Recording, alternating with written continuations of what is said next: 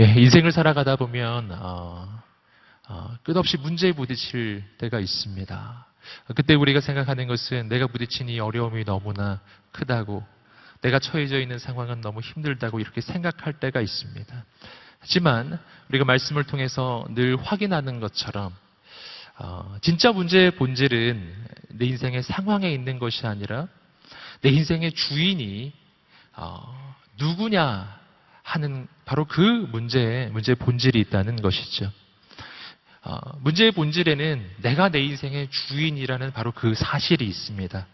내가 내 인생의 주인일 동안에는 내가 아무리 작은 문제를 만나도, 작은 어려움을 만나도 그 어려움은 너무나 커 보일 것입니다. 난 해결할 수가 없기 때문이죠. 중요한 것은 문제의 해결점에 있는 것이 아니라 내 인생의 주인이 바뀌는 것입니다. 그래서 우리 신앙에 있어서 우리 신앙의 시작은 바로 나의 한계를 아는 데서 시작되는 것입니다. 나의 한계. 내가 주인인 인생이 얼마나 한계적인가 하는 것을 아는 것. 바로 여기서 우리의 신앙이 시작됩니다. 구원은 어떤 것입니까? 구원은 나의 인생의 주인이 바뀌는 것입니다. 주인이, 내가 주인이었는데 하나님이 주인인 그런 인생으로 인생의 주인이 바뀌는 것. 이것을 구원이라고 하는 것이죠. 문제보다 크신 분, 내 인생에 부딪힌 그 어떤 것보다 크신 분, 그분이 내 인생의 주인이 될 때 모든 것이 새로워지기 시작할 것입니다. 그래서 상황은 똑같은데 내 마음이 바뀌는 그 순간이 있어요. 여러분, 그런 순간이 기도하는 순간이고 예배하는 순간입니다. 저는 오늘 이 예배 가운데 여러분이 그러한 하나님의 역사를 경험하게 되기를 축복합니다. 상황이 달라져야 바뀌는 게 아닙니다. 주인이 바뀌어야 바뀌는 것입니다. 이 예배에 오기 전까지 나는 마음도 울적하고 혹시 절망 가운데 이곳에 오신 분이 있다면 우리가 예배를 함께 드릴 때 내 인생의 주인이 내가 아니라 하나님이심을 깨닫게 되고 하나님이 내 인생의 주인이 되심을 아는 그 순간 내가 부딪혀 있는 이 모든 문제가 아무리 크더라도 아무리 대단하더라도 그 가운데 나는 평강을 얻게 될 것입니다. 왜냐하면 하나님이 더 크신 분이시기 때문이에요. 여러분, 그런데 문제가 하나 있습니다. 그 문제는 뭐냐면은 신앙이란, 그리고 내가 구원을 얻는 것이란 내 인생의 주인이 바뀌는 것이고, 분명히 내가 예수 그리스도를 내 인생의 주인으로 영접하면 내 인생의 주인이 바뀌는 게 맞습니다. 그 순간 나는 모든 문제를 이기는 인생이 되는 것이죠. 하지만 오늘 내가 가지고 있는 인간의 죄악된 본성이 있어요. 그 본성은 어떤 본성이냐면은 내가 예수님을 만나고 구원을 얻고 진짜 내 신분적으로는 하나님의 자녀가 되었음에도 불구하고, 그런데 내가 그 하나님을 내 인생의 주인으로 모시고 그 하나님께서 이루어 가시는 삶을 사는 것이 아니라 어느덧 내가 무언가를 해야만 한다고 생각하기 시작하는 거예요. 어느덧 내가 주인이 다시 되기 시작하고 어느덧 내가 무언가를 해야만 한다고 여기는 그러한 신앙을 하기 시작한다는 것입니다. 하나님이 이루어 가시는 신앙이 아니라 내가 이루어 가는 신앙. 하나님이 이루어 가시는 삶이 아니라 내가 이루어 가는 삶. 여러분, 그것을 다른 표현으로는 율법주의적인 신앙이라고 하는 것입니다. 여러분, 율법주의라는 것은 그러므로 2000년 전에 바리새파 사람들만 가지고 있었던 게 아니라는 것이죠. 내 힘으로 내 신앙을 일구어가고 내 힘으로 무언가를 할 수 있다고 생각하는 그 순간부터 율법주의 신앙은 시작하는 것입니다. 여러분, 그래서 성경에 나오는 이 율법주의에 대한 주님의 비판은 성경에 나오는 인물들만을 향한 것이 아니라 실은 오늘 내 인생을 향한 것이기도 하다는 것이죠. 특정한 사람이 아니에요. 늘 정말 많은 그리스도인이 진짜 그렇게 살고 있습니다. 여러분, 율법주의 신앙이 가지고 있는 문제가 있어요. 율법주의 신앙은요, 신앙생활을 하기는 합니다. 교회도 오고 예배도 드립니다. 문제는 뭐냐면 다 내가 하려고 하고 또 내가 한다고 생각합니다. 그러므로 문제가 발생하는데, 그렇게 율법주의 신앙을 가지고 무언가를 이루어내기 시작하면, 정말 성공하기 시작하면 어떤 현상이 일어나냐면 교만해져요. 이거 다 내가 한 거니까요. 교만해지기 시작하는 것이죠.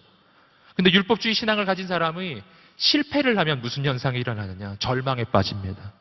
뭔가를 하면 교만해지고 뭔가를 못하면 절망에 빠지고, 그래서 교만과 절망 사이를 계속 왔다 갔다 하는 것이죠.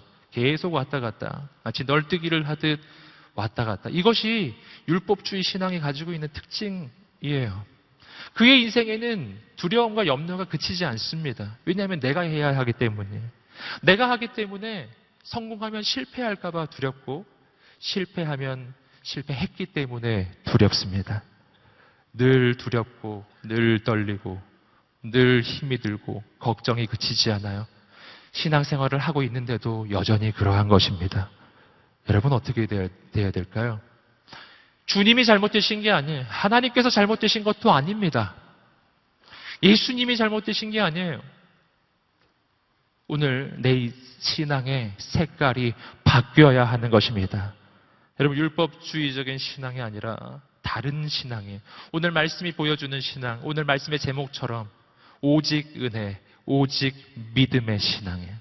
오직 하나님의 은혜만을 의지하고 나의 행위가 아니라 오직 나의 믿음으로만 살아가는 하나님의 사람. 오늘 우리 인생이 그런 인생이 되시기를 주님의 이름으로 축복합니다. 여러분 은혜로 살아야 합니다. 그래야 같은 신앙생활을 하더라도 인생이 달라집니다. 은혜로 살면 어떻게 달라지는가? 은혜로 살면 성공하잖아요. 교만해지지 않습니다. 그거 하나님 하신 일인데 내가 왜 교만해집니까? 은혜로 사는 신앙은 성공하면 하나님께 영광을 돌리고, 은혜로 사는 신앙은 실패하잖아요. 그때 절망하지 않아요. 왜냐하면 그것도 은혜이기 때문이에요. 하나님의 은혜는 모든 순간에 있는 것이기 때문에, 하나님은 그 모든 것을 바꾸어서 아름답게 만들어 주실 수 있는 분이심을 믿기 때문에, 내 삶의 가장 절망적인 순간, 가장 어두운 순간, 그 속에서도 그는 하나님의 은혜의 손길을 보는 사람이기 때문에 그는 절망하지 않는 것입니다. 여러분 은혜로만 사는 인생이 되시기를 주님의 이름으로 축복합니다. 자꾸만 나는 율법주의로 자꾸 돌아가는 것이죠. 하나님을 의지했다가도 내가 뭔가 해야 하는데, 하나님을 신뢰하다가도, 그러다가도 두려움과 염려에 사로잡히기 시작해요. 여러분 왜 그런가? 여러분 율법주의는 실은 인간 본성에 가장 부합하는 것이기 때문이에요. 여러분 인간은 은혜에 익숙하지 않아요. 자격 없이 조건 없이 이유 없이 내게 무언가가 주어질 때 우리는 그걸 익숙해하지 않아요. 세상의 원리는 give and take이기 때문이죠. 뭔가를 주면 뭔가 받고, 내가 뭔가 받으면 뭔가를 주어야 하는 원리이죠. 그래서 신앙생활도 그렇게 하는 겁니다. 내가 이만큼 했으니까 하나님도 나한테 이만큼 해줘야 한다고, 내가 이만큼 교회에 나왔으니까 하나님 내게 뭔가 해줘야 한다고 라고 생각하는 것이죠. 여러분 이런 사람은 40일 새벽 기도하면 정말 큰일 납니다. 내가 40일 새벽 기도 왜 시기나 했는데 지금 나한테 이 정도밖에 안 해주느냐. 하나님 앞에 이렇게 나오는 것이죠. 여러분 율법주의적인 신앙생활 멀리 있는 게 아닌 거예요. 여러분 오늘 다시 한번 축복합니다. 오늘 하나님만 의지하는 은혜의 신앙이 시작되기를 축복합니다. 그래서 오늘 말씀은 실은 2000년 전 초대교회 당시에 있었던 바로 율법주의적인 신앙과 그리고 은혜 중심의 그 신앙 사이의 이 갈등의 이야기를 다루는 것이거든요. 안디옥 교회에서 시작된 바로 문제였습니다. 안디옥 교회에 그 이방인들이 죽게 돌아오는 놀라운 역사가 일어났죠. 여러분 그런데 문제는 뭐냐 하면은 그 선교 중심의 안디옥 교회와는 달리 예루살렘 교회는 아직도 유대인 중심의 교회였고, 그 예루살렘 교회를 중심으로 한 유대인 그리스도인들은 예수 믿고 구원받는 것이 은혜로 받는 것임에도 불구하고 여전히 유대교적인 배경 속에서 율법주의를 사람들에게 강요하고 있었다는 사실이에요. 예루살렘 교회 출신인 그 유대인들이 찾아옵니다. 안디옥 교회로. 그리고 할례를 받아야만 한다고 막 가르치기 시작하는 거예요. 갈등이 생겨나기 시작했어요. 오늘 말씀은 바로 그 갈등이 해결되는 과정을 보여주고 있습니다. 여러분 이 부분은 그냥 보면 2000년 전 그냥 있었던 교회사의 한 사건이지만, 조금 전에 우리가 함께 나누었던 것처럼 이 사건은 2000년 전 교회의 역사 가운데 있었던 객관적 사건일 뿐만 아니라 바로 오늘 내 마음속에 일어나는 사건이기도 해요. 율법주의 신앙과 은혜를 의지하는 신앙 사이에 끊임없는 갈등이 내 안에 있습니다. 여러분, 오늘 말씀이 선포될 때 우리 신앙이 새롭게 세워지게 되기를 간절히 소망합니다. 함께 한번 옆 사람에게 말해 주시겠습니다. 은혜로 삽시다. 한 번 더, 믿음으로 삽시다. 아멘. 함께 말씀 보시겠습니다. 사도행전 15장 1절 말씀을 함께 다시 읽어보시겠습니다. 시작. 유대에서 모세가 가르친 관례에 따라 할례를 받지 않는다면 구원을 받지 못한다라고 했습니다. 할례 이야기입니다. 조금 전에 말씀드렸듯이 유대인들 가운데 유대교적인 그 배경을 가지고 있는 그 그리스도인들이 말한 것이죠. 이방인들이 예수 믿고 구원받는 거 참 좋지만 할례도 받아야 한다라는 거였어요. 여러분, 이 할례 자체는 하나님께서 직접 명령하신 바로 구약의 율법에 해당되는 내용이었습니다. 처음 할례를 명하신 장면을 우리 함께 한번 보겠습니다. 창세기 17장 10절과 11절 말씀입니다. 창세기 17장 10절과 11절 말씀 읽어보겠습니다. 시작. 나와 너 사이에 그리고 내 뒤에 올 자손 사이에 맺은 내 언약.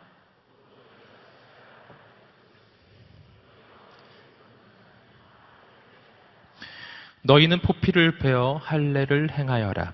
이것이 나와 너희 사이에 맺은 언약의 표시가 될 것이다. 구약 성경에서 하나님께서 이스라엘 백성들에게 명령하신 것이었죠. 할례.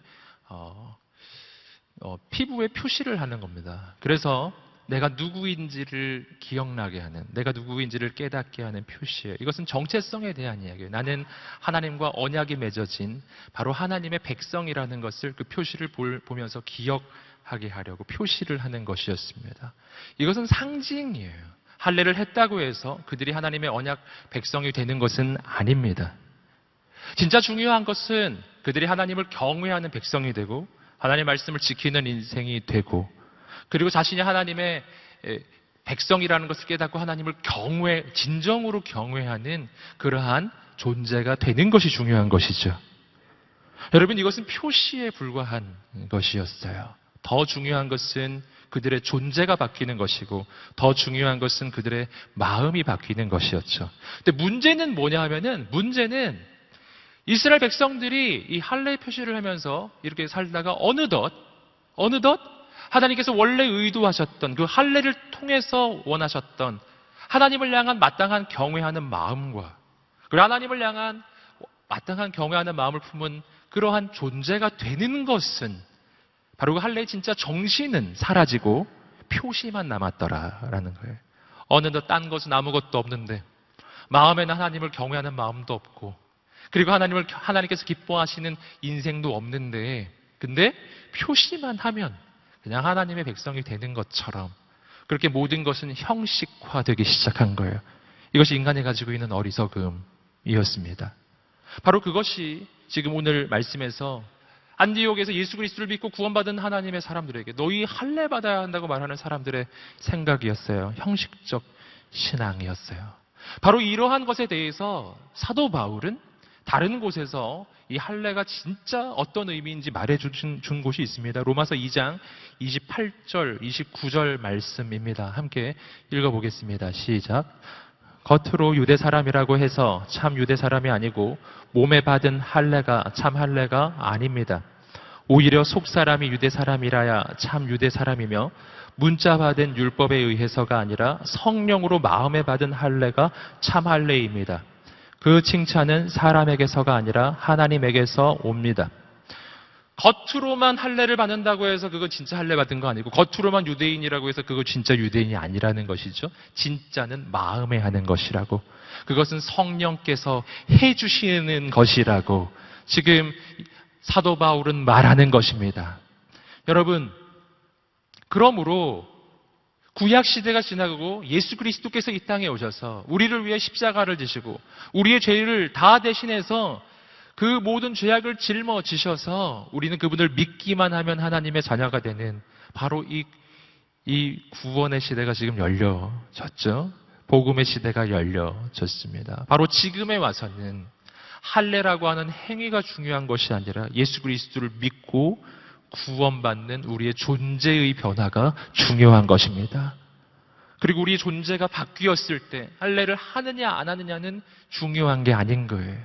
내 마음이 바뀌고 내 존재가 바뀌는 것이 중요합니다. 그래서 여러분 요한복음 1장 12절과 13절은 이 새로운 시대, 복음의 시대에 예수 그리스도가 오신 이 시대에 우리의 인생의 변화는 이렇게 일어나는 것이라고 말해줍니다. 요한복음 1장 12절 13절 읽어보겠습니다. 시작.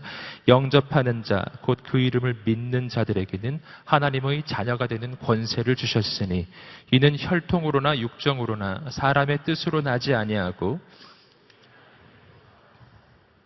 아멘. 여러분, 내가 지금 할례를 통해서 내 인생에 표시를 할 이유가 없는 까닭이 있습니다. 그 까닭은 예수 안에서 구원을 얻는 것은 내 몸에 표시를 하는 정도가 아니라 내 인생이 다시 태어나는 것이기 때문이에요. 여러분, 오늘 우리는 하나님의 자녀로 다시 태어났습니다. 다시 태어났는데 무슨 표시가 필요한가요? 거듭났는데요. 여러분, 또 하나 중요한 것은 뭐냐면 내가 표시하지 않아도 오늘 아까 로마서 말씀에서 보신 대로 내 몸에 표시하지 않아도 내게 직접 오셔서 내가 하나님의 자녀라는 것을, 내 인생의 정체성이 세상 사람이 아니라 하나님의 백성이라는 것을 말씀해 주시는 분이 계시기 때문이에요. 성령님께서 해주시는 마음의 할례, 바로 성령님이세요. 여러분, 오늘 우리 가운데 주의 영이 오셨음을 믿습니다. 여러분, 그분께서 내 마음속에 들려주시고 알려주실 것입니다. 그래서 예수 안에서 나의 존재는 바뀌고 인생은 바뀝니다. 이제는 나는 내 힘이 아니라 주의 능력으로 사는 인생으로 바뀐 것입니다. 여러분, 아까도 말씀드렸죠. 문제는 뭐냐면 이렇게 바뀌었는데 우리의 신앙이 자꾸 형식적으로 다시 돌아간다는 것입니다. 다시 돌아가요. 여러분, 할례를 강조하는 2000년 전 유대인들의 이야기. 여러분, 오늘 우리에게는 그런 일이 없을까요? 우리도 마찬가지예요. 내 신앙 가운데 형식적으로 바뀌어가는 부분들이 바로 그런 부분들이에요. 삶은 없고 존재는 변화되지 않아도 할례라는 행위만 하면 된다고 생각했던 유대인들처럼 오늘 나는 이 예배를 드리면서도요, 혹시 이렇게 생각할지도 모릅니다. 예배 가운데 하나님을 만나는 것에 관심이 있는 것이 아니라 예배에 왔다는 이 형식만 중요하게 보는 거예요. 왔다는 거죠. 내 의무는 다 했다고 생각하는 거예요. 여러분, 예배에 참석하는 것보다 중요한 것은 살아계신 하나님을 만나는 것입니다. 하나님 만나게 되기를 주님의 이름으로 축복합니다.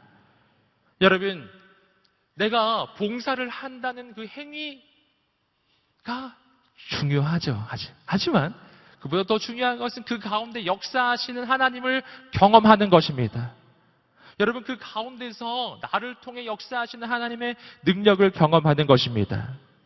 여러분, 매일매일의 삶, 여러분, 그리스도인의 형식만 있는 인생이 아니라 매일매일 하나님을 만나고 매일매일 하나님의 능력이 나타나는 인생이 되시기를 주님의 이름으로 축복합니다. 그때 우리 인생이 달라질 것입니다. 계속해서 2절과 3절 말씀입니다. 읽어보시겠습니다. 시작. 이 말로 인해 바울과 바나바는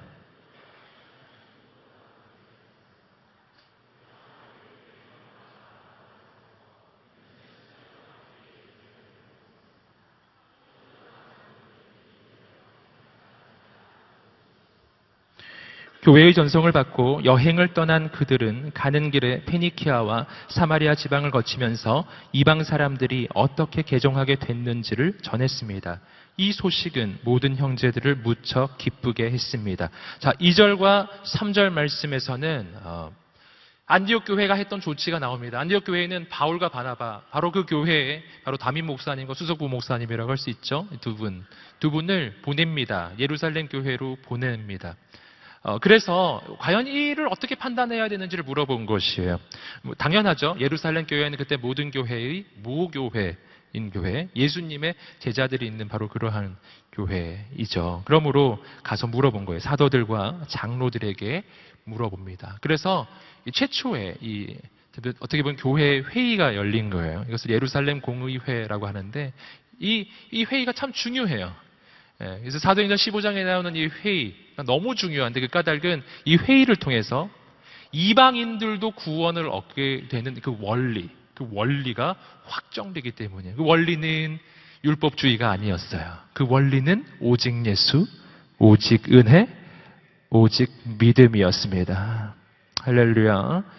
여러분, 그런데 중요한 것은 2절, 3절에서 우리가 좀 주목해서 볼 것은 뭐냐면은 그 회의를 참석하러 가는 바울과 바나바의 모습입니다. 이 바울과 바나바의 모습은 율법주의 신앙이 아닌 은혜로 사는 인생이 과연 어떤 인생인지를 보여주는 장면이거든요. 이들은 그 가는 길에 페니키아 그리고 사마리아라고 하는 지방을 지나갑니다. 지나가면서 뭐를 하는지 보세요. 지나가면서 우리가 앞부분에 사도행전 말씀을 보시면 페니키아 그리고 사마리아 이 부분에 이미 복음이 전해진 것을 우리가 본 적이 있으세요. 복음은 전해졌고 거기 예수 믿는 사람들이 있었습니다. 그래서 페니키아와 사마리아 지방을 지나갈 때 바로 그 예수 믿는 형제들을 만난 것이죠. 그 만나가지고 나눈 대화의 이야기가 나와요. 무슨 대화를 나눴냐면은 이런 대화였습니다.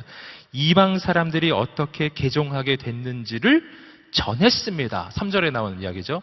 이방 사람들이 어떻게 개종하게 됐는지 전했습니다. 그리고 그 형제들은 매우 기뻐했습니다. 오늘 말씀의 이야기입니다. 여러분, 이 장면은 그냥 지나가면 그냥 지나가지만 앞뒤의 문맥을 생각해 보면서 읽어보면 사실은 그냥 지나가기 어려운 장면입니다. 왜냐하면 이때 바울과 바나바는 매우 공적인 사명을 띠고 이 여행을 하고 있었기 때문이에요. 이들은 그냥 여행이 아니고 전도 여행도 아니에요. 이 여행은 출장이었습니다. 교회로부터 공식적 명령을 받은 것이었어요. 굉장히 중대한 신학적 문제, 이방인들이 구원을 얻기 위해 할례를 받아야 하느냐 안 받아야 하느냐, 율법을 지켜야 하느냐 안 지켜야 하느냐, 오직 은혜이냐 아니면 율법주의냐, 아주 중대한 갈림길, 굉장히 중요한 문제이지 않습니까? 이 문제를 해결해야 된다는 사명을 가지고 가고 있었던 것이거든요. 여러분, 근데 그들은 그 사명을 가지고 가는 임무를 가지고 가는 공적인 여행길에 사람들을 만났는데 뭐를 얘기하는가 하면은 어떻게 이방 사람들이 예수님을 믿게 됐는지, 어떻게 이방 사람들을 전도했는지, 어떻게 이방인들을 선교했는지, 그들이 어떻게 주님을 만났는지, 한 영혼이 어떻게 구원받았는지 그런 이야기를 하고 있었다는 것이었어요. 여러분, 사람들은 언제나 마음속에 가득한 것을 이야기하기 마련이에요. 분명 이들은 지금 부딪힌 그 신앙 문제, 교회 문제가 참 컸음에 틀림없어요. 마음속에 온통 그러한 일들이, 생각들이 있었을 거예요. 과연 안디옥 교회 미래는 어떻게 될까? 이방인은 어떻게 구원받을까? 뭐 이런 온갖 생각이 떠오를 거예요. 예루살렘 교회는 어떤 판단을 할까? 정말 고민이 많았을 거예요. 그런데도 불구하고 그 모든 고민보다 그 모든 것을 덮는 스토리가 있었어요. 그것은 한 영혼이 구원받는 이야기였습니다. 그들의 마음에는 구원받는 한 영혼의 이야기가 있었다는 것입니다. 아무리 고민이 있어도, 문제에 부딪혀도, 아무리 어려운 가운데 있어도 그 한 영혼이 구원받는 이야기는 그들의 마음속에 그치지 않고, 한 영혼을 향한 사랑이 그치지 않고, 건드리면 그 이야기가 나오고 만나면 그 이야기가 나오는 거예요. 할렐루야. 여러분, 저는 이 장면을 보면서 난 과연 무슨 이야기를 하고 있을까? 이런 생각을 했어요. 나는 무슨 이야기를 하고 있지? 여러분, 저 자신을 돌아보았어요. 사역 이야기는 참 많이 하는데 그 사역을 통해서 구원받는 한 영혼에 대한 이야기를 잃어버린 건 아닐까? 교회 일에 대한 이야기는 많이 하고 있는데 그 가운데서 구원받는 한 영혼, 그 한 영혼에 대한 이야기는 사라진 것이 아닐까? 여러분, 교회 사역을 감당하면서 빠지게 되는 가장 심각한 문제입니다. 그것은 뭐냐면은 일을 너무 열심히 하는데 어느덧 그 일 속에서 변화받는 한 영혼을 향한 이 눈길을, 마음을 잃어버리더라는 것이죠. 저는 오늘 우리의 인생이 진짜 한 영혼을 향한 마음을 품은 하나님의 사람이 되기를 간절히 소망합니다. 우리 이야기가 달라지기를 소망해요. 이런 이야기 있지 않습니까? 기승전 결혼이라고. 무슨 이야기로 시작해도 기승전 결혼. 그래서 맨 끝은 결혼으로 마무리되는 그런 이야기죠. 우리 순모임은 어떤 이야기를 하고 있습니까? 우리가 믿는 이들이 함께 만나면 무슨 이야기를 합니까? 저는 우리의 이야기 속에 내가 만난 하나님의 이야기가 있기를 소망합니다. 나를 통해 구원받은 한 영혼의 이야기가 있기를 소망합니다. 나를 통해 역사하신 하나님의 이야기가 있게 되기를 소망합니다. 하나님의 사람은 그런 사람이더라고요. 계속해서 4절과 5절 말씀을 읽어보시겠습니다. 4절과 5절입니다. 시작. 그들은 예루살렘에 도착해 교회와 사도들과 장로들에게 환영을 받았습니다. 그러고 난 후 하나님께서 그때 바리새파에 속해 있다 신자가 된 몇몇 사람들이 일어나 말했습니다. 이방 사람들이 할례를 받고 모세의 율법을 지키도록 해야 합니다. 자, 예루살렘에 도착해서 역시 하나님의 역사를 고백합니다. 그런데 예루살렘 교회에 갔더니 거기 한술 더 뜨는 사람들이 있어요. 바리새파 출신의 그리스도인들이었어요. 여기서 주목해서 보세요. 이들은 바리새파 사람들인 정도가 아니고요. 그들은 그리스도인들이었어요. 근데 출신이 바리새파였다는 것이죠. 그러니까 이것은 교회 안에서의 갈등이고 내 안에서의 갈등이라는 것을 다시 확인하시죠. 그들이 했던 이야기입니다. 이방인들이 어떻게 구원받는가? 할례를 받을 뿐만 아니라 율법도 지켜야 한다. 이 율법 이야기를 하기 시작했어요. 여러분, 이 이야기는 반박하기가 어렵죠. 율법 지켜야 되는 게 맞는 것 같은데 안 지켜도 되나? 이런 생각 드시죠? 하지만 여러분 이 장면에서 이들은 하나님께서 율법을 주신 그 목적을 사실은 잃어버린 것이었어요. 성경은 하나님께서 왜 우리에게 율법을 주셨는지 그 이유를 설명해 주신 곳이 있습니다. 우리 저번에 확인한 적이 있는데요. 오늘 다시 한번 말씀을 통해 확인합니다. 함께 로마서 3장 20절 말씀 읽어보시겠습니다. 시작. 그러므로 율법의 행위로는 하나님 앞에서 의롭다는 인정을 받을 육체가 없습니다. 율법으로는 죄를 깨달을 뿐입니다. 여러분, 율법을 통해서 뭐를 깨닫는다고요? 죄를 깨닫는다는 것이죠. 이게 굉장히 중요해요. 하나님께서 율법을 주신 목적입니다. 하나님께서 율법을 주신 목적은 그 율법을 통해서 우리의 인생이 거룩해지기 때문이 아니에요. 왜냐하면 우리의 힘과 노력으로는 그 율법을 지킬 수 없기 때문입니다. 이게 굉장히 중요해요. 율법 자체는 거룩합니다. 율법은 완전합니다. 1.1획도 변함없는 하나님의 말씀입니다. 그러나 율법의 기준에 내 힘으로는 도달할 수 없어요. 절대로 없어요. 그럼 율법을 왜 주셨나요? 내가 그 율법을 내 힘으로 못 지키는데 왜 주셨을까요? 로마서 말씀이 설명해 주었죠. 율법으로는 죄를 깨달을 뿐입니다. 즉 죄를 깨닫게 하기 위함이에요. 기준을 주신 거예요. 율법을 주신 이유는 내가 죄인임을 알게 하기 위함이에요. 마치 고속도로를 달릴 때 80km 표지판이 있으면 내가 지금 저 속도를 넘었구나 하는 걸 알 수 있는 것처럼 마치 그런 거예요. 기준을 주신 것입니다. 이것으로는 내가 의로워지지는 못해요. 율법 앞에 서면 나는 죄인인 걸 깨닫는 거예요. 의로워지는 방법은 다른 곳에 있습니다. 의로워지는 방법은 내 힘으로 율법을 지키는 데 있지 않고 다른 방법, 그 다른 방법이 이 방법이죠. 로마서 3장 21절, 22절 말씀 함께 21절과 22절만 읽겠습니다. 시작. 그러나 이제는 율법과 별개로 하나님의 의가 나타났습니다. 이것은 율법과 예언자들이 증거한 것입니다. 하나님의 의는 예수 그리스도를 믿는 믿음으로 인해 있는 모든 사람에게 주어집니다. 거기에는 차별이 없습니다. 하나님이 주신 우리가 의로워지는 새로운 방법. 그것은 내가 율법을 지켜서 의로워지는 방법이 아니에요. 그 의는 예수 그리스도를 믿음으로 의로워지는 방법이에요. 왜 믿기만 하는데 의로워지죠? 그 까닭은 예수님이 나를 대신해서 내 모든 죄의 대가를 치르셨기 때문이에요. 내 죄의 대가가 치루어졌어요. 대가가 치루어진 죄는 없는 것으로 인정됩니다. 난 죄 때문에 죽을 수밖에 없는데 예수님이 그 죄의 대가를 대신 치르신 거예요. 그리고 나는 그분이 내 대신 죽으셨다는 것, 그분이 내 인생의 구원자라는 것을 믿으면 의롭다는 인정을 받게 되는 것입니다. 이것을 교리적인 표현으로 이신칭의라고 하죠. 이신, 믿음으로써 칭의, 의롭다고 칭함을 받는다. 진짜 내가 의로워서가 아니에요. 예수님이 대가를 치르셔서 의롭다고 그냥 인정해 주신 것입니다. 여러분, 믿음으로 의롭게 되는 것, 이것이 복음이에요.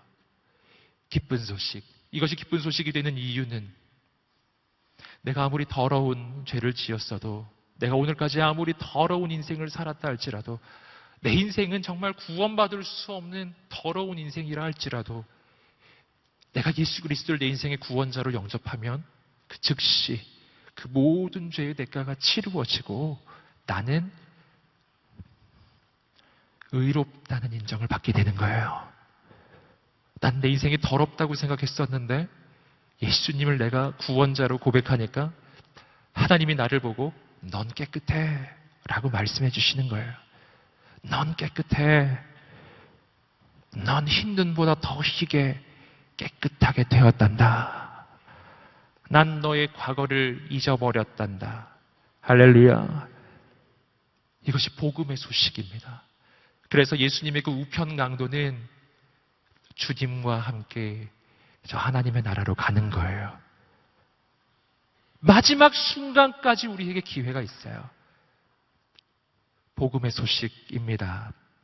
여러분, 그러나 여기서 질문이 하나 나오죠. 그렇다면 나는 이제 막 살아도 되는 것인가?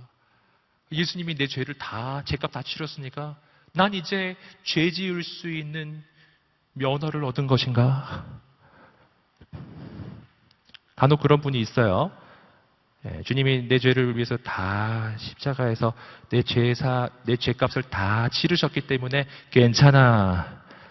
막 기뻐하는 거, 괜찮아. 막 살아도 돼. 맞을까요, 여러분? 네, 그런 우려가 있어요. 여러분, 그것은 그러나 그럴 수 없다는 것이죠.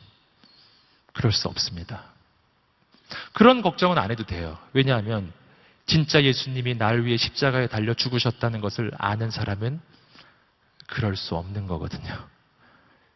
여러분, 진짜 내 죄값을 치르기 위해 예수님이 양손에 못이 박히고 양발에 못이 박히고 그 피를 쏟으셨다는 것. 그가 하나님의 아들이셨다는 것. 여러분, 과연 이것을 진짜 아는 사람이 과연 룰루랄라 하면서 주님이 날 위해 죽으셨으니까 이제 막 살자 이렇게 할 수 있겠냐고요. 과연 그럴 수 있겠느냐는 거죠. 그런 사람이 있다면 그는 실은 진짜 예수님의 희생을 모르는 사람이에요. 여러분, 거룩은 율법주의에서 오는 것이 아닙니다. 거룩은 정죄에서 오지 않습니다. 거룩은 하나님의 한량없는 은혜에서 오는 것입니다. 거룩은 내 모든 죄를 사하시기 위해 나를 사랑하신, 내 죄를 사하시기 위해서 나를 위해 그 목숨을 내어주신 예수님의 사랑에서 오는 것입니다. 할렐루야.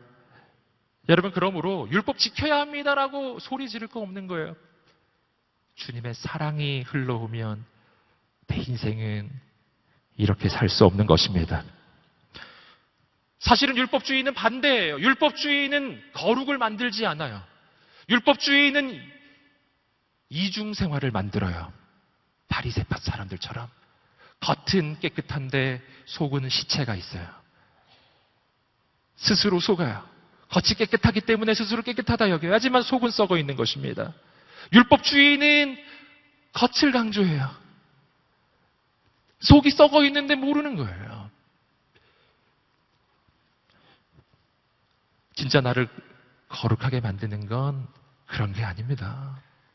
여러분, 오늘 이 예배의 시간이 하나님의 은혜를 경험하는 시간이 되기를 주님의 이름으로 축복합니다. 할렐루야. 율법주의에서 벗어나십시오. 계속해서 6절과 7절 말씀, 베드로의 이야기가 시작됩니다. 읽어보겠습니다. 시작.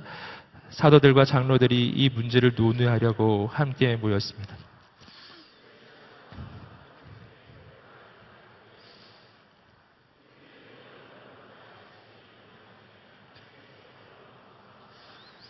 이방 사람들도 내 입술을 통해 복음의 말씀을 듣고 믿게 하셨습니다. 베드로의 이야기, 베드로가 일어나서 반전의 이야기를 해줍니다. 아주 많은 토론이 있었어요. 그렇죠? 율법주의적인 신앙과 은혜의 신앙 사이에는 토론이 벌어집니다. 베드로가 끝을 내줘요. 은혜를 의지하는 것이 맞다고.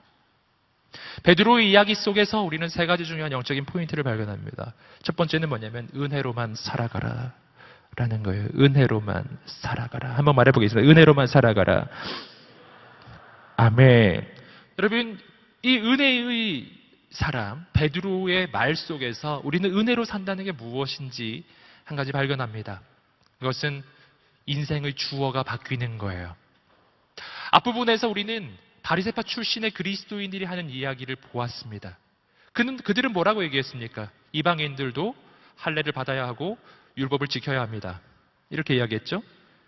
그리고 베드로는 뭐라고 이야기합니까? 보세요. 베드로는 이렇게 이야기해요. 하나님께서 여러분 가운데서 나를 선택해 이방 사람들도 내 입술을 통해 복음의 말씀을 듣고 믿게 하셨습니다.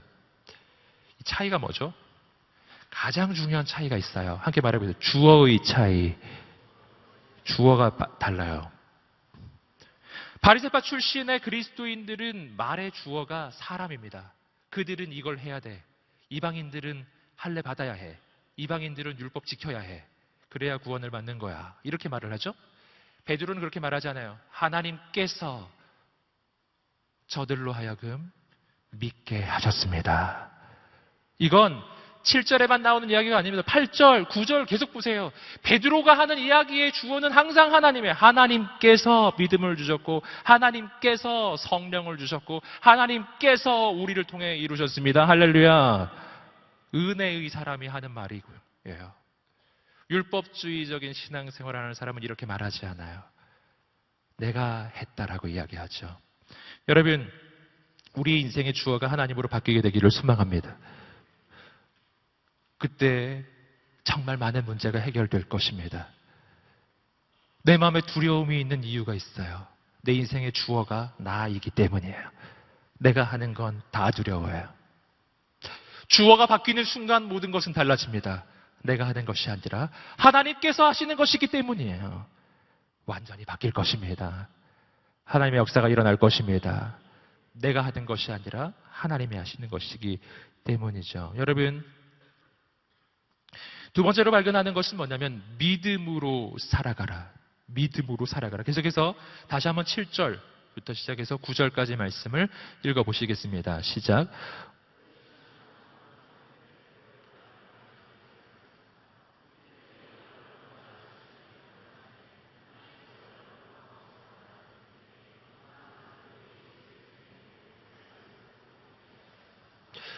그 마음을 아시는 하나님께서는 우리에게 하셨던 것처럼 이방 사람들에게도 성령을 주셔서 그들을 인정하셨습니다. 하나님께서는 그 마음을 믿음으로 깨끗하게 하셔서 우리와 그들 사이에 차별을 두지 않으신 것입니다. 믿음의 이야기가 나와요. 여기서 우리가 믿음에 대해서 첫 번째로 발견하는 것은 뭐냐면 믿음은 하나님의 선물이라는 것입니다. 7절 말씀을 다시 한번 보시면 이렇게 되어 있어요. 내 입술을 통해 복음의 말씀을 듣고 믿게 하셨습니다. 함께 따라해 보겠습니다. 믿게 하셨습니다. 아주 중요합니다. 하나님께서 이방 사람들로 하여금 믿게 하셨다라고 베드로는 표현하고 있습니다. 믿음은 나 스스로의 결단이 아닙니다. 내가 의지를 가지는 것도 아니에요. 믿음은 하나님께서 믿게 하시는 것입니다. 그러므로 믿음이란 내가 믿습니다가 아니라 사실은 믿어지는 거예요. 믿음은 수동태, 믿어지는 거예요. 여러분, 우리의 신앙생활 가운데 최고의 기적이 있어요. 그 기적은 내가 예수님을 믿게 된 것입니다. 그거 어떻게 믿게 되셨나요? 2000년 전에 어떤 사람이 날 위해 대신 죽었대요. 그거 믿어지세요? 안 믿어지시나요? 믿어지십니까? 기적이 일어난 거예요. 기적이 일어난 것입니다. 이것이 얼마나 기적인지는 여러분 노방전도 해보시면 압니다. 아무도 안 믿어요? 예수님이 좋은 사람이라는 것은 알죠. 그거 믿죠. 하지만 예수님이 나를 위해 죽었다는 거 어떻게 믿어요? 어느 날 믿어지는 거예요. 여러분, 우리 기도하실 때 하나님께 아버지 이렇게 기도하시죠? 아버지 이렇게 기도합니다. 사장님 이러진 않아요. 네. 여러분, 아버지라고 기도할 때, 하나님께 아버지라고 외칠 때 어색하지 않으세요? 눈에 보이지도 않는 분한테 아버지라고 부르는 게 얼마나 어색해요. 근데 이상하게 기도할 때는 안 어색한 거예요. 이상하죠. 심지어는 우리 아빠한테 아버지라고 부르는 것도 어색한데요. 하나님은 안 어색해요. 왠지 아시겠죠? 하나님께서 역사하고 계신 것입니다. 기적이 일어난 거예요. 내 마음에 믿음이 생겼어요. 그 믿음은 믿어진 거예요. 여러분, 그러므로 내 인생에 기적이 없다고 말하지 마세요. 예수님 믿어주시면 벌써 하나님은 임하신 것입니다. 믿음은 또 한 가지가 있어요. 이것은 믿음은 하나님의 사람의 삶의 원리입니다. 그래서 로마서 1장 17절에 이렇게 이야기하는 거예요. 함께 읽어보겠습니다. 시작. 복음에는 하나님의 의가 계시되 믿음으로부터 믿음에 이르게 합니다. 기록되기를 의인은 믿음으로 살 것이다 라고 한 것과 같습니다. 의인은 뭘로 산다고요? 믿음으로 삽니다. 이건 하나님의 사람의 삶의 원리입니다. 우리는 믿음으로 구원받습니다. 그리고 우리 인생을 사는 것도 믿음으로 사는 것입니다. 누구를 믿는 믿음이라고요? 하나님을 향한 믿음이에요. 계속 확인했죠? 자기 확신이 아닌 하나님을 향한 믿음. 하나님께서 역사하실 것을 믿는 믿음이에요. 은혜와 믿음은 서로 붙어 있는 것입니다. 은혜는 하나님이 내게 베풀어 주시는 거예요. 즉 하나님이 하시는 일을 은혜라고 부릅니다. 믿음은 뭔가, 믿음도 역시 하나님의 은혜로만 일어나는 것이지만 내 안에서 일어나는 일이죠. 믿음은 하나님은 은혜를 베푸시고 내가 믿음으로 그 은혜에 반응할 때 그 은혜가 나의 것이 되는 것입니다. 그래서 은혜는 믿음으로 완성돼요. 뭐하고 비슷하냐면 이런 상황입니다. 내 앞에 음식이 차려져 있어요. 아내가 음식을 차려준 거예요. 이걸 은혜라고 하죠. 그래서 내가 노력하지 않았는데 음식이 차려져 있는 거예요. 내가 애쓰지 않고 노력하지 않았는데 음식이 차려져 있어요. 은혜가 베풀어졌습니다. 음식을 먹기 위해서는 하나가 필요해요. 믿음이 필요해요. 이 음식에 독이 들어있지 않을 거라는 것을 믿고 이 음식이 맛있을 거라는 것을 믿는 그 믿음이 필요해요. 그 믿음이 있는 자는 먹을 것입니다. 할렐루야. 먹고 새 힘을 얻게 될 것입니다. 여러분, 그래서 우리는 은혜로 살고 믿음으로 살아요. 여러분, 하나님은 우리에게 모든 좋은 것을 예비하셨습니다. 왜 하나님이 내게 좋은 건 예비하신지 아시겠어요? 난 하나님의 자녀이기 때문이에요. 부모가 자녀에게 좋은 것 준비하듯이 그러면 난 믿음으로 그것을 누리기 시작해야 돼요. 안 누리는 사람이 있더라는 거예요. 그런데 안 누리는 사람, 엄마 아빠가 아들한테 좋은 옷을 준비해서 딱 한 벌을 마련해가지고 딱 걸어놨어요. 이 아들이 아침에 일어나서 그것을 보고서 입어야 되잖아요. 안 입는 거예요. 저건 내 거가 아니야. 저건 내 게 아닐 거야. 내가 저걸 입으면 혼날 거야. 뭐 이런 생각을 한다면 부모 마음이 얼마나 마음이 어렵겠어요? 저는 여러분을 격려하고 축복합니다. 여러분은 하나님의 자녀입니다. 하나님 주시는 것을 믿음으로 누리십시오. 누린다라는 것은 하나님을 신뢰하는 것입니다. 두려움이 떠나갈지어다. 염려가 떠나갈지어다. 하나님을 의지할지어다.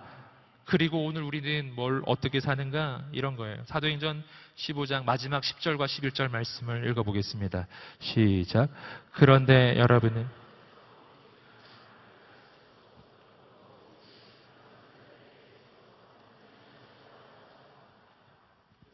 우리는 그들과 마찬가지로 주 예수의 은혜로 구원받는다고 믿습니다.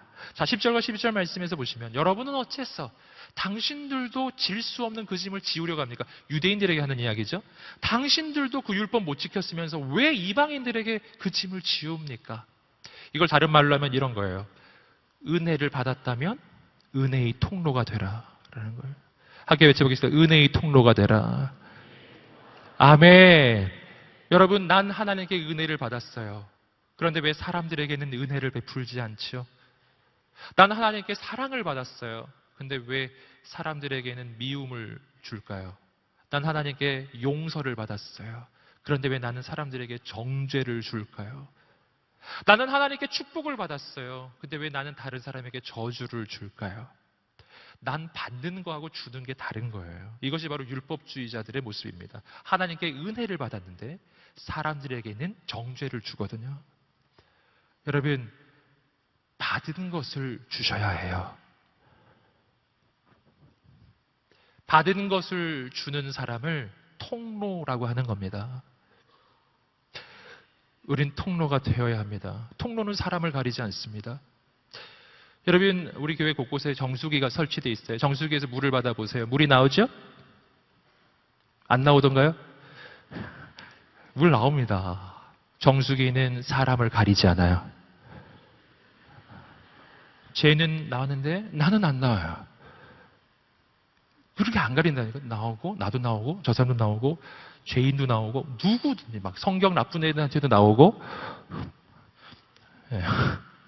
이쁜 사람한테도 나오지만 개성이 있는 사람에게도 나오고, 다 나온단 말이에요. 정수기는 사람을 가리지 않아요.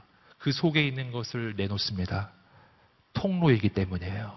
통로. 바로 그런 것입니다. 여러분, 하나님의 은혜를 받으셨죠? 사람을 보지 마세요.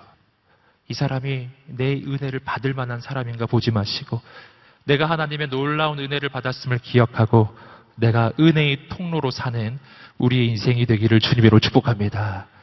아멘. 당신을 통해 이 시대에 생명의 역사가 일어날 것입니다. 사람을 묵상하지 말고 내게 주신 하나님의 은혜를 묵상하세요. 그러면 나의 인생은 달라질 것입니다. 우리가 함께 말씀을 따라서 기도합니다. 끊임없이 내 안에는 율법주의와 은혜 중심의 신앙이 갈등합니다. 나를 보니까 절망이 자꾸 찾아와요. 내 힘을 보니까 두려움이 찾아와요. 여러분, 어차피 내 인생은 내 힘으로 사는 인생이 아닌 거예요. 하나님의 은혜로 사는 것입니다. 이 은혜를 온전히 받으려면 믿음이 필요해요. 엄마가 아무리 맛있는 밥상을 차려놔도 내가 맛있을 거라고 믿고 먹어야 먹는 것처럼, 하나님이 내게 아무리 놀라운 축복을 주셔도 내가 믿지 않으면 내 인생은 여전히 두렵고 염려가 찾아오는 것입니다. 율법주의적인 신앙. 내가 율법을 지키고 있든 못 지키고 있든 문제예요. 여러분, 내 신앙이 바뀌기를 소망합니다. 살아계신 하나님, 내가 은혜로만 살게 하여 주시옵소서. 내게 믿음을 부어 주시옵소서. 하나님, 내게 그 하나님의 그 은혜를 누릴 수 있는 믿음을 부어 주십시오. 오늘 그러한 간절한 소망이 있는 사람들, 우리 하나님 앞에 한번 두 손을 들고 주여 도우소서. 내게 믿음 부어 주시옵소서. 아버지 하나님, 오늘 우리 인생 가운데 주의 은혜가 필요합니다. 은혜 부어 주시옵소서. 그 은혜를 누릴 수 있는 믿음도 주시옵소서. 우리 하나님 앞에 간절히 주여 한번 외치시며 기도하겠습니다. 주여 하나님, 믿음으로 내가 살리라.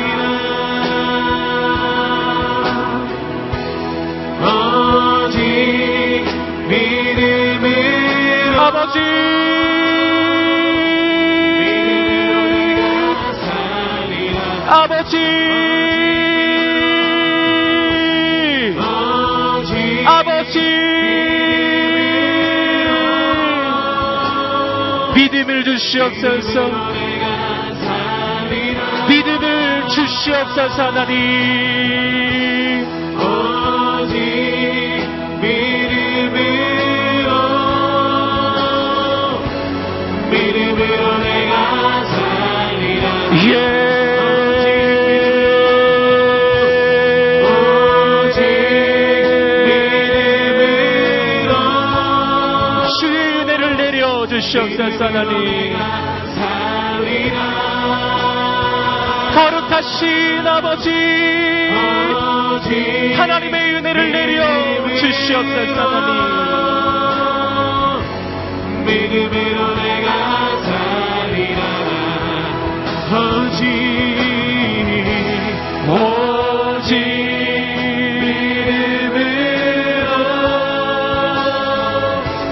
믿음으로 내가 살리라. 거룩하신 아버지, 주님 우리 가운데 오시옵소서. 기담에 나가는 모든 영혼마다 임하여 주시옵소서. 거룩하신 하나님 아버지 역사하여 주시옵소서. 하나님 믿음,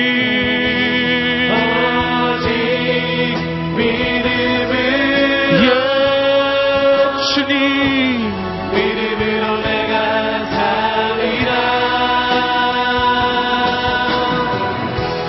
오직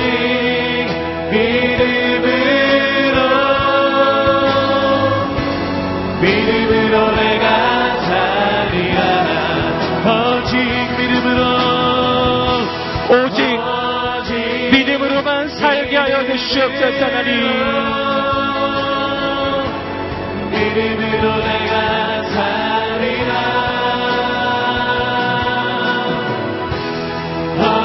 오직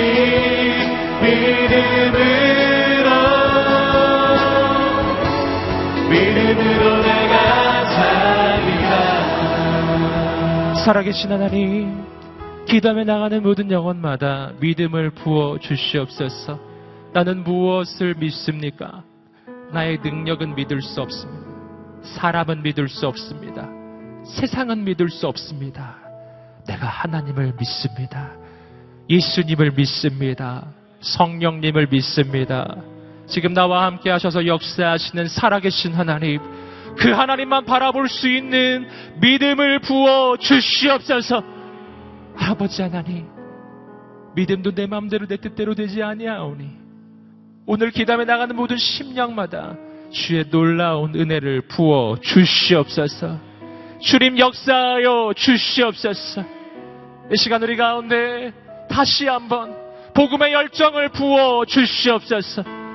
이 시간 다시 한번 기도하면서 주 앞에 나갈 때 우리가 사도 바울과 바나바와 같은 복음의 열정을 품게 해달라고 한번 더 기도하며 나아갑시다. 하나님 아버지, 그 마음 안에 복음의 열정, 영혼을 향한 열정으로 가득했던 인생, 내 안에 은혜가 있으니 이 은혜를 나누겠다는 그 마음으로 가득했던 하나님의 사람들, 하나님, 내가 사도 바울과 바나바와 같은 인생이 되게 하여 주시옵소서. 되게 하여 주시옵소서. 주님, 나를 복음의 통로, 축복의 통로, 은혜의 통로로 세워달라고 간절히 고백하는 사람들 자리에서 한번 일어나 보시겠습니다. 하나님, 주님, 나를 그렇게 세워 주시옵소서. 주님, 나를 통해 영혼이 살아나고, 주님, 나를 통해 생명이 살아나고, 주님, 나를 통해 이 시대가 살아나게 하여 주시옵소서. 주님, 나를 통해 우리 가정이 회복되고 우리 직장이 살아나게 하여 주시옵소서. 함께 자리에서 일어나 주 앞에 두 손을 들고 간절히 주여 세 번을 치며 주님, 나를 은혜의 통로로 사용해달라고 기도하겠습니다. 주여, 주여, 주여, 역사해 주시옵소서. 하나님,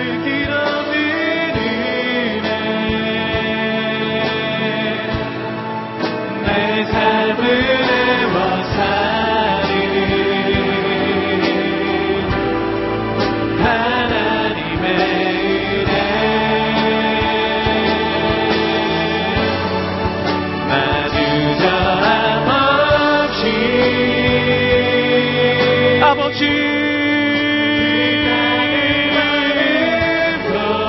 아버지, 나를 붙드시고 통로가 되게 하여 주시옵소서. 하나님의 축복의 통로가 되게 하여 주시옵소서.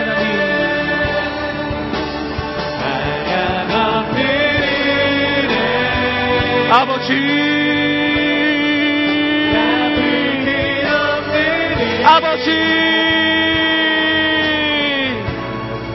도와주시옵소서. 역사하여 주시옵소서. 하나님 은혜를 내려 주시옵소서. 하나님 기름 부어 주시옵소서. 하나님 나 주저함없이 그 땅을 밟음도 나를 붙드시는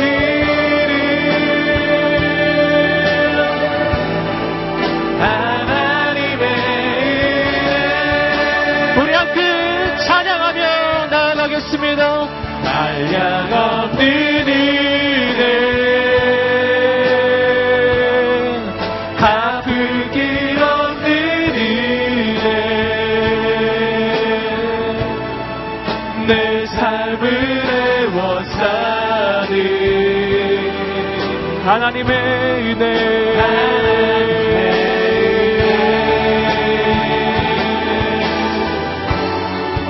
나 주저함없이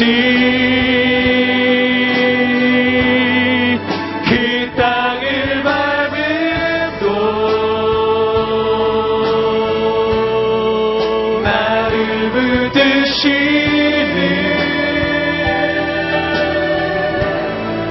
하나님의 은혜. 한량없는 은혜 갚을 길 없는 갚을 길 없는 은혜 내 삶을 애워싸는 하나님의 은혜.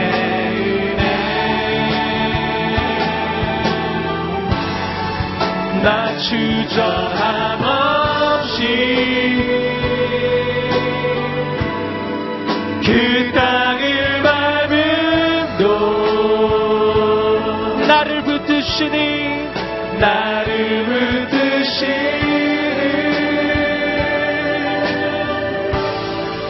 하나님의 은혜. 나 주저함 없이 나 주저함 없이 그 땅을 밟음도 나를 붙드시는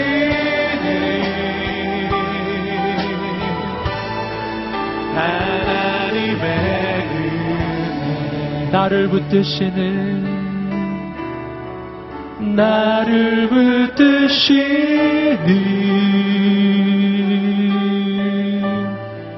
하나님의